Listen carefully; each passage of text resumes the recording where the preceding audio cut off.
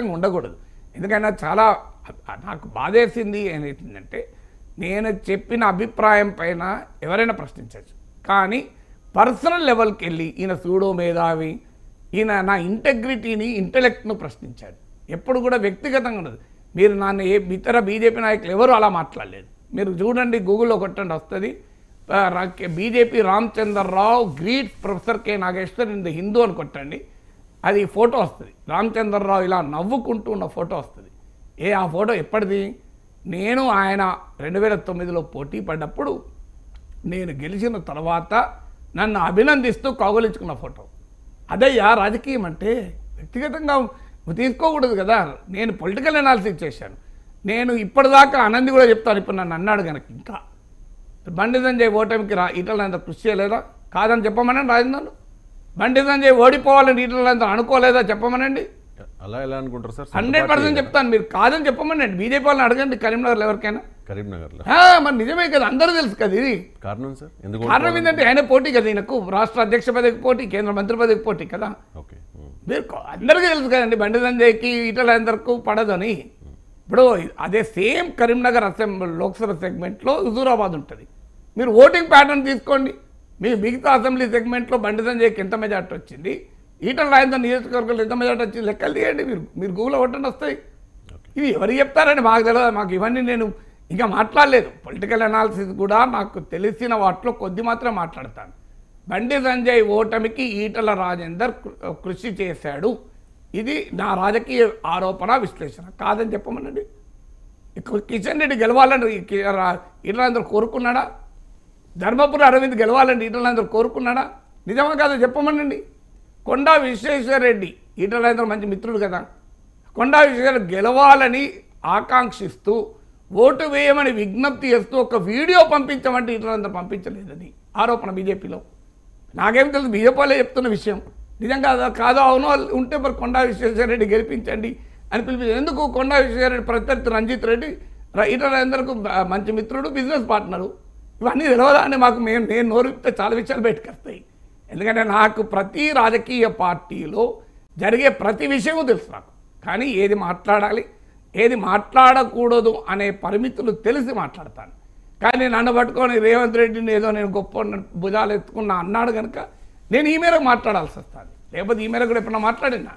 నేను ఈటల రాజేందర్ పైన ఈ విశ్లేషణలు ఎప్పుడు చేయలేదు కదా. కానీ రియాలిటీ కదా, నాకు తెలియదా? నాకేంది అందరూ తెలుసు. మీరు కరీంనగర్లో ఏ స్టింగ్ అని అడిగినా చెప్తారండి. ఇది ఏ బీజేపీ కార్యకర్త అని అడిగినా చెప్తాడు. సో అందువల్ల ఇవన్నీ మనకందరూ తెలుసు కదా. ఈటల రాజేందర్ సొంతగా పార్టీ పెట్టుకోవాలని అనుకోలేదా? కాంగ్రెస్లో చేరాలని ఆలోచించలేదా? తప్పనిసరి బీజేపీలో ఇంకొక విషయం కూడా చెప్తాను. ఇప్పుడు బీజేపీలో అడుగుతున్న ప్రశ్నలు అవే.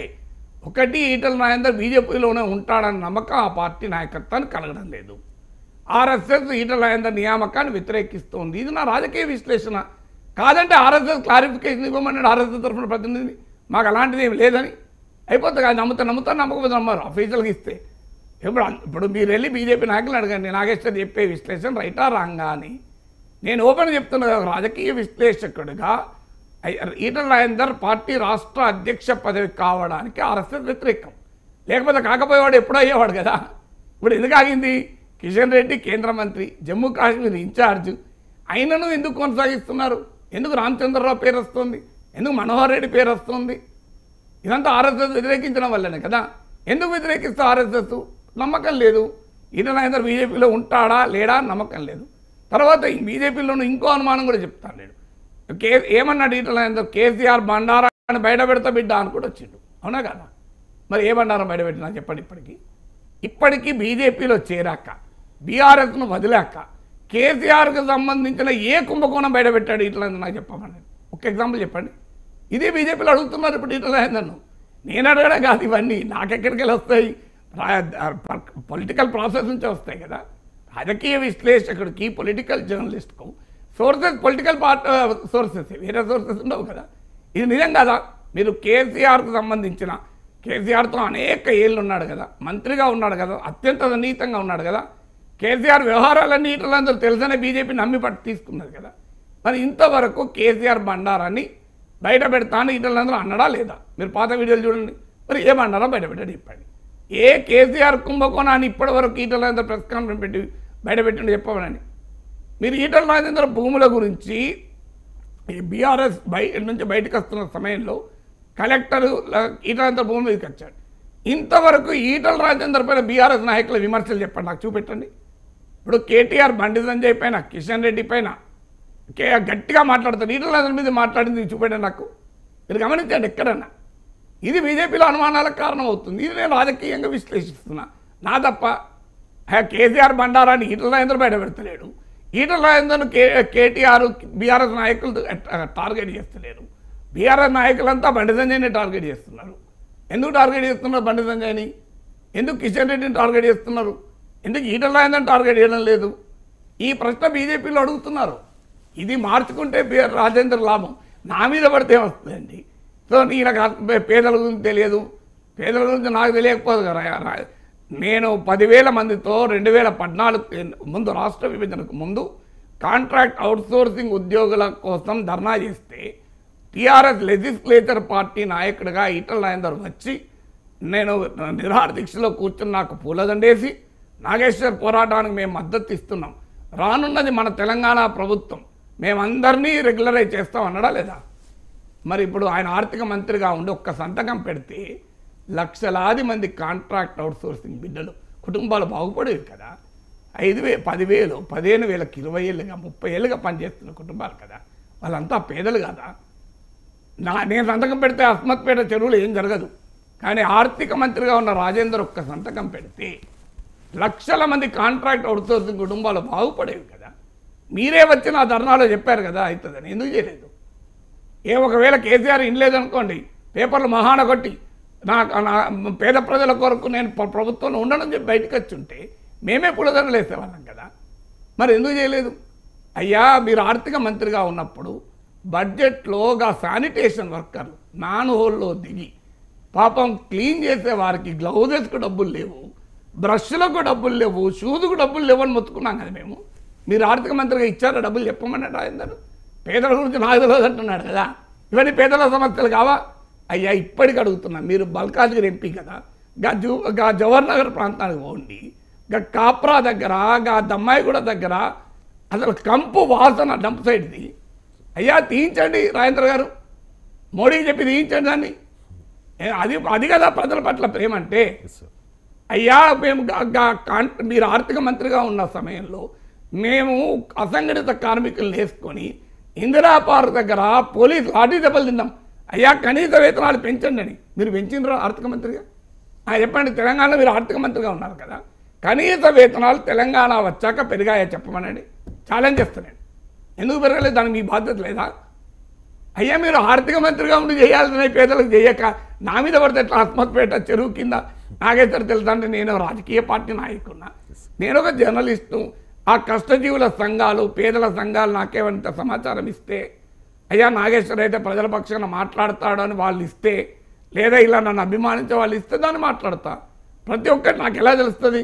నాకేమైనా బీజేపీ లాంటి రాజకీయ పార్టీ గ్రాస్ రూట్స్ వరకు ఆర్ఎస్ఎస్ సంఘాలు ఫీడ్బ్యాక్ ఇచ్చే మెకానిజం నాకు లేదు కదా. నాకు ఫీడ్బ్యాక్ ఇచ్చే సంఘాలు చాలా చిన్న చిన్న సంఘాలు, మున్సిపల్ స్వీపర్ల సంఘం, హమాలి కార్మికుల సంఘం, అసంఘటిత కార్మికుల సంఘం, వీళ్ళు నాకు ఇస్తే నేను వాటి గురించి మాట్లాడుతున్నా. మీరు చెప్పండి, నేను మాట్లాడాను అన్ననా? నేను మాట్లాడానంటే తప్పు. నాకున్న ఫీడ్బ్యాక్ ప్రకారం మాట్లాడతా. నేను ఒక పొలిటికల్ పార్టీ లీడర్ను కాదు, నేను పార్లమెంట్ మెంబర్ను కాదు, నేను ఒక దేశాన్ని పాలించే రాజకీయ పార్టీకి రాష్ట్ర అధ్యక్షుడు కానీ కోరుకుంటున్న వ్యక్తిని కాదు.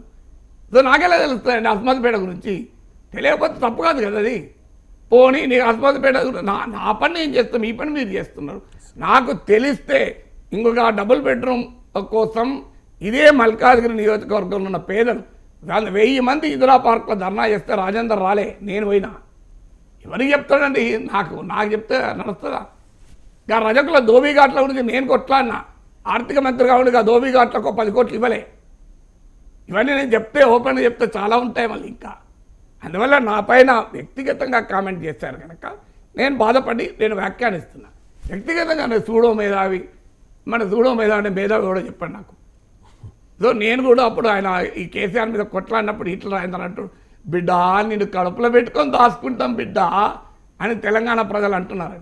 నన్ను కూడా అంటాడు బిడ్డ గా ఆదిలాబాద్లో పుడితే బిడ్డ గా భీమారంలో మంటిట్లో పెరిగినావు కదా బిడ్డ గా బెల్లంపల్లి బాబు క్యాంప్ బూడిదలో బూడిదనైనావు కదా బిడ్డ బొగ్గులో బొగ్గే పెరిగినావు బిడ్డ గా బొగ్గు పులుసు వాయువు పీల్చి బతికినావు కదా బిడ్డ గా సర్కార్ వల్ల చేయనావు కదా బిడ్డ మందమర్ల బెల్లంపల్లి గింత పెద్దోనమైనావు కదా బిడ్డ గిన్ని చదువులు చదువుకున్నావు కదా బిడ్డ ఊరు కాని ఊర్లో దేశం కాని దేశంలో పేరు తెచ్చుకున్నావు కదా బిడ్డ అక్కడెక్కడో పోయి ఎమ్మెల్సీ అయినా బిడ్డ అని మా ఆదిలాబాద్ బిడ్డలు అంటున్నారు, మా తెలంగాణ బిడ్డలు అంటున్నారు, మా సర్కార్ వల్ల చదువుకున్న తెలంగాణ బిడ్డ ఇంత చదువుకున్నాడు కదా అని అంటారు కదా నన్ను. మిమ్మల్ని అంటారు, నన్ను కూడా అంటారు. ఆయన మాత్రమే బిడ్డ నేను కడుపులో పెట్టుకొని దాచుకుంటారు బిడ్డ అంటున్నారు, నన్ను అంటలేరా? నా తెలంగాణ బిడ్డలు అంటున్నారు. అవునా కాదు? మీరు అడగండి తెలంగాణ గ్రామాలకు వెళ్ళి, తెలంగాణ బిడ్డలేంది శ్రీకాకుళం గ్రామాలకు పోయి అడగండి, చెప్తారు. మా నాగేశ్వరు పేద ప్రజల గురించి మాట్లాడే చెప్తారు. గా నిజాం ఇన్స్టిట్యూట్లో నర్సులు జీతాలకు రోడ్ల మీదకి వచ్చినప్పుడు వాళ్ళ పక్షాన్ని నిలబడి తన్నులు తిన్నాం. ఇవన్నీ ఎవరు కూడా కాంట్రాక్ట్ లెక్చరర్లు రోడ్ల మీద ఉరికిరికి పోలీసులు తంటుంటే వాళ్ళకి అడ్డంగా నిలబడి అరెస్ట్లు కాకుండా ఆపినాం. అప్పుడు ఈటల ఎక్కడ ఉన్నాడు? మంత్రి కేసీఆర్ క్యాబినెట్లో ఉన్నాడు. మరి మేము ఇవన్నీ కొట్టలేదా? ఇప్పుడు నేను యాజ్ ఆఫ్ టుడే నేను ఎమ్మెల్సీ కాదు, నేను ఒక రాజకీయ విశ్లేషకుని, ఓ పొలిటికల్ ఆ డ్యూటీ నేను చేస్తున్నా. అన్న పట్టుకొని నా మీద గుర్తు ఏమొస్తుంది? వైఎస్ఆర్తో మాట్లాడి మీ ఊరికి ఒక చెరువు కూడా శాంక్షన్ చేయించుకున్నారు కదా సార్? చెరువుకే కాదు, నేను చాలా చేయించాను. అవన్నీ చెప్పుకోవడానికి ఇప్పుడు సమయం కాదు. నాకున్న పరిమితమైన అవకాశం, నేనేమి ఒక పొలిటికల్ పార్టీ తరఫున గెలవలేదు, నేను ఒక ఇండిపెండెంట్ ఎమ్మెల్సీ, ఆ పరిమితంగా చేస్తాను కదా. ఏం చేయకపోతేనే ఇండిపెండెంట్ పోటీ అయితే నాకు 55,000 మంది ఓట్లేశారా? సో ఇష్టం వచ్చినట్టు మాట్లాడకూడదు ఎప్పుడు కూడా. చూడో మేధావి ఈయన రేవంత్ రెడ్డి దగ్గర ఏ పదవి కోరుకున్నా చెప్పండి. పోనీ ఏ పదవి నాకు రేవంత్ రెడ్డి ఇచ్చాడు చెప్పండి? రేవంత్ రెడ్డిని పొగుడుతున్నాడు. నేను అలా అంటే రాజీవ్ గాంధీ విగ్రహం రేవంత్ రెడ్డి పెడతా అంటే బిడార్ విగ్రహం ముట్టుకుంటే ఏమైతో చూడన్నాడు. మరి నేను విగ్రహం పెట్టద్దన్న. మరి నేనేమన్నా రాజీవ్ గాంధీ విగ్రహం ఇంకెక్కడైనా పెట్టండి, ఫ్యూచర్ సిటీ పేరు పెట్టండి, కానీ తెలంగాణ సెక్రటరియట్ ముందు తెలంగాణ అస్తిత్వానికి ప్రతీక ఉండాలన్న. మరి నేను రేవంత్ రెడ్డి సపోర్ట్ చేసిన ఎగ్జాంపుల్ ఇదే చెప్తున్నా కదా. ఎక్కడైనా ఏ పార్టీ అయినా ఏ ప్రభుత్వమైనా మంచి ఉంటే దాన్ని సమర్థిస్తాను, చెడు ఉంటే దాన్ని వ్యతిరేకిస్తాను. ఇప్పుడు ఉక్రెయిన్లో శాంతి కొరకు మోడీ ప్రయత్నిస్తున్నాడు, నేను కాదని నన్ను మెచ్చుకున్నా కదా. మరి అది మెచ్చుకుంటే మోడీయే ప్రపంచ శాంతి దూత అని నాగేశ్వర్ పొగుడుతున్నాడు అంటే ఎట్లా? అర్థం లేని ఆర్గ్యుమెంట్ కదా. ఇప్పుడు ఒక అంశము, ఒక విధానము, హైడ్రా అనేది ఇంకో ఎన్కన్వెన్షన్ ఆక్రమిస్తే ఈటల అందరికి అంతా కడుపు మండితే నేనేం చేయాలయ్యా? ఈటల ఎన్కన్వెన్షన్ కూలగొడితే ఈటల అంత డిస్టర్బ్ అయితే నేనేం చేయాలి దానికి? సో ఈటల ఎందుకు డిస్టర్బ్ అవుతున్నాడు? పర్సనల్గా డిస్టర్బ్ అవుతున్నాడు నేను గమనించింది. ఇప్పుడు కిషన్ రెడ్డి కూడా ప్రశ్నించాడు, కానీ అక్కడ పర్సనల్గా డిస్టర్బ్ అవుతలేదు. ఎందుకంటే ఈ హైడ్రా వచ్చినప్పటి నుంచి ఈటల అందరూ పర్సనల్గా డిస్టర్బ్ అవుతున్నాడు. ఎందుకు డిస్టర్బ్ అవుతున్నాడో నాకు తెలియదు. మరి రైట్ సార్, ఈ కన్వెన్షన్ కూలగొట్టేటప్పుడు చాలా పాజిటివ్గా గట్టిగా మీడియా ముందు వచ్చి మాట్లాడితే చేతులు దులుపుకుంటే పని అయిపోతుందా? సార్ నాకు డౌట్, ఈటెల రాజేందర్ గారికి మీకు ఎక్కడైనా చెడిందా సార్? ఎందుకంటే ఆ సందర్భంలోనే మీ ప్రస్తావన కూడా తీసుకొచ్చారు. ఒకసారి ఒక బైట్ ప్లే చేయండి. అది ఈటెల జరిగినప్పటికి కూడా స్వయంగా ముఖ్యమంత్రి గారు మాట్లాడతారు, స్వయంగా హైడ్రా చైర్మన్ గారు ఒక ఎండి గారు మాట్లాడతారు. మేము పేదల ఇళ్లకు పోతలేము, పేదల జోలికి పోతలేము, పేదలకు సంబంధించిన ఒక గుడిసె కూడా పీకేస్తలేమని చెప్తారు. కానీ ఈ నోటీసులు ఎవరి కోసం ఇచ్చారు, ఎందుకోసం ఇచ్చింది, దీంట్లో ఉన్న ఆంతర్యం ఏందో చెప్పాలని చెప్పి మనం చేస్తాం. ఇంకొంతమంది చూస్తున్న ఈ మధ్యకాలంలో వాళ్ళే ధర్మాన్ని మూస్తున్నట్టుగా, వాళ్ళే ధర్మానికి ప్రతీకలైనట్టుగా ఒక ఆయన మా ప్రొఫెసర్ నాగేశ్వరరావు గారు ఉన్నారు. నాగేశ్వరరావు గారు అయితే మొత్తం రేవంత్ రెడ్డి గారు ఇప్పుడే గొప్ప ప్రగతి కాముకుడు, చాలా గొప్ప మేధావి, గొప్ప సంఘ సంస్కర్త, ఆయన మాత్రమే ఈ రాష్ట్రాన్ని రక్షించగలని చెప్పి భుజాల మీద తీసుకుంటే మాకేం బాధ లేదు. కానీ నాగేశ్వరరావు గారు తెలియంది ఏంటంటే, నీకు తెలిసింది ఒక ఎన్కన్వెన్షనే తప్ప నీకు తెలియంది అస్మత్పేట చెరువుల్లో 125 మంది పేదల కన్నీళ్ళ గురించి నీకు తెలుసా నాగేశ్వరరావు గారు? అలవాల్ చెరువులో జీతాలు చేసి నౌకర్లు చేసి నెలకు 5,000 10,000 బ్యాంకులకు ఈఎంఐ కట్టుకున్నటువంటి ఇళ్లకు ఉన్న గోస గురించి నీకు తెలుసా నాగేశ్వరరావు గారు? ఇవాళ సూడో మేధావులు, కొంతమంది సోషల్ మీడియాలో ట్రెండింగ్ కోసం ఆశపడే వాళ్ళు, అప్పటికప్పుడు ఏదో పెద్ద హీరోలు అని చెప్పి పేరు తెచ్చుకునే వాళ్లకు ఈ పేదల గురించి తెలియదు. రైట్ సార్, చాలా ఆరోపణలు చేశారు. బహుశా వ్యక్తిగతంగా మీకు ఆయనకు ఎక్కడో క్లాష్ ఏమీ లేదు, నాకు మంచి మిత్రుడు. మిత్రుడు సార్. ఎలాంటి ఆయన ఇంట్లో శుభకార్యాన్ని నేను వెళ్ళాను, మా ఇంట్లో శుభకార్యానికి ఆయన వచ్చాడు. సో నాకు మంచి మిత్రుడు, నాకు గౌరవము. బహుశా నా పట్ల కూడా ఆయన గౌరవం ఉందనే అనుకుంటాను నేనైతే.